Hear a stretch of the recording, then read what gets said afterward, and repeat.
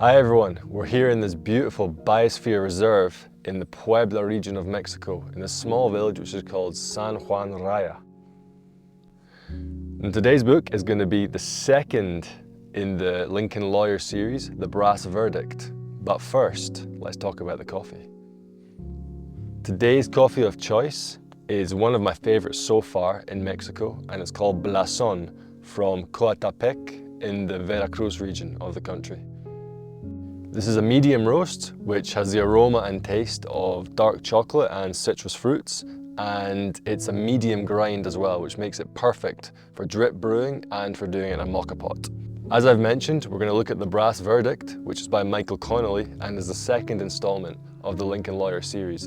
This was published in 2008 and has a page count of approximately 422. The Brass Verdict is the sequel to Connolly's first bash at legal fiction, The Lincoln Lawyer. I was really excited about this book, and I knew I'd be really happy if it was anywhere near as good as its prequel. And let me tell you, I was not disappointed. It's worth mentioning that this book was what the first season of the Lincoln Lawyer series on Netflix was based off, but don't let that deter you. I actually watched the series before I read the book, and you get many different things from the book as you do the series. So while the first season is based on the book, it's still an excellent read. Now the book starts off with Mickey Holler having taken some time off the job after sustaining an injury, and he's actually addicted to OxyContin, so he's essentially a recovering addict. He's just getting back into the game when he inherits a series of cases from a lawyer, Jerry Vincent, who's actually just been murdered. Vincent was somebody Holler knew. They weren't really friends, but they were more acquaintances of sorts. One of these cases involves a hotshot in the Hollywood industry who is accused of murdering his wife and her lover. Now, the evidence is fairly stacked up against his client, and Holler needs quite a bit of time to build his case. This is something he can't do immediately because most or all of the case files have actually gone missing after Vincent's murder.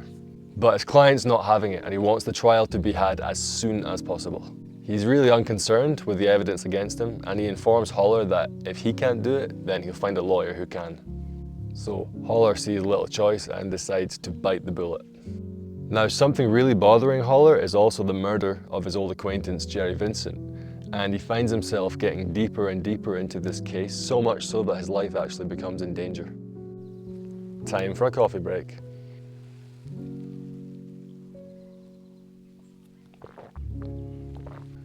Now obviously the protagonist is again Mickey Holler, who was introduced to us in the first book, The Lincoln Lawyer, and he's named so because he works from the back of his Lincoln, and he continues to be the same brash but very likeable character like before. Now I noticed in this book there were quite a few differences with Holler's character actually. Notably, he at certain points doubts himself quite a lot as a lawyer, and he's forced to try and dismiss these feelings. He gets continuous questions from his 11-year-old daughter about his career, and this has him questioning whether or not what he's doing is morally right. but he makes himself feel better by kind of kidding himself that the guilty clients who he acquits will get street justice, which is known as the brass verdict, with the book being aptly titled so. Despite this, he's still the same old quick-witted, say things as they are self. Now in this book we start to delve deeper into the story of some more characters compared to the first book, which I felt was more of an introduction to Mickey Holler. Firstly, Lorna Taylor is introduced to us, and she's Holler's manager, and we really start to get to know her larger-than-life self, with the one notable point that she is Holler's second ex-wife. We also find out about Cisco, Lorna's partner, who is also hired to be Holler's private investigator. As before, we get a lot of overlap with Holler's personal life, like in the first book, and this particularly involves his first ex-wife and his daughter. Now this is the first Lincoln Lawyer novel where we're actually introduced to a police officer called Hieronymus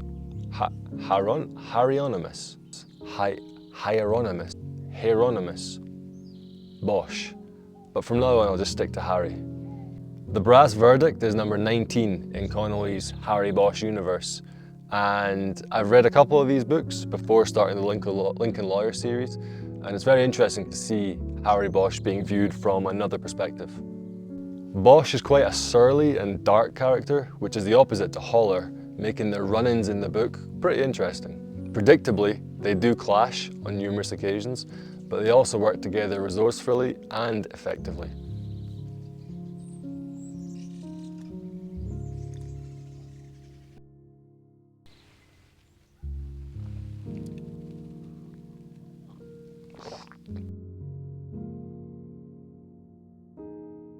Now the setting is the same, obviously. It's set in the urban sprawl of LA, where Holler is ferried from courtroom to courtroom in the back of his Lincoln, with the occasional trip to a jail as well.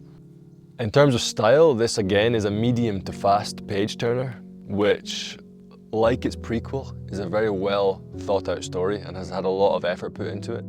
It's got a smart narrative with deeper undertones at times, but it definitely maintains the element of entertainment. All in all, I would say it's a slick read, and it definitely keeps the reader craving more.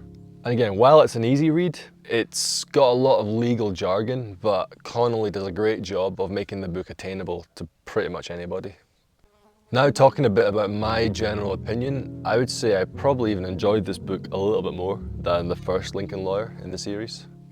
The end of every chapter had me craving more, and despite one or two things which I found a little bit suspect, which I'll discuss shortly, I was really engrossed in the book from beginning to end. It's a really smart narrative which, like its prequel, had a lot of thought put into it. It included plenty of courtroom drama, some characters that get under your skin, a lot of backroom cop work, and some slightly over-the-top action, which you'd come to expect from such a novel.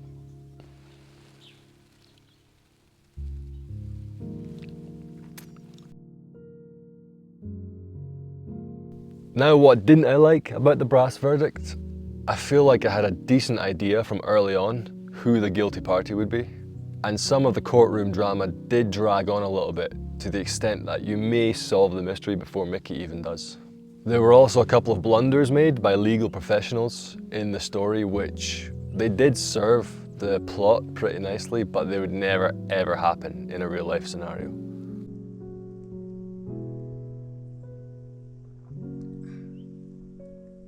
To conclude, it's a completely enthralling story which had me gripped from beginning to end.